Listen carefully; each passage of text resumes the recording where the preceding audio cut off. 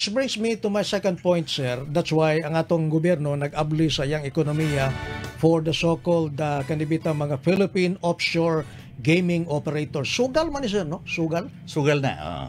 Oo. So the concept is there will be an entity that will run gambling through online. Usually ang customers niyan abroad, mostly China. Okay. And we have a lot of that, sir, sa Pilipinas. Pogo.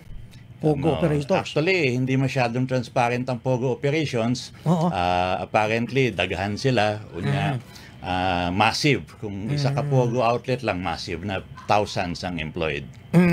Saksingagol ko lang ni sir. Would you rather that this government, sir, will put an end to all Pogo operation because atong bad experience sa Pogo? I think the government should not think twice. They have to remove this Pogo. Unang-una, radyo man yun ang alibay nila, gipasulod nila tungod sa taxes. But what do we have right now? Right now, we have a 50 billion collectible. Ang Pogo, 9 billion ang estimated income niyan annually. 9 billion? With 50 billion na utang, sa to pa, more than 5 years, halos dili sila nagbayad. Naiusa diha, 3 billion isa ka Pogo company lang. Ang malaking problema sa Pogo, they run a scamming operation. Agoy. Diba? Kanang mga na-read.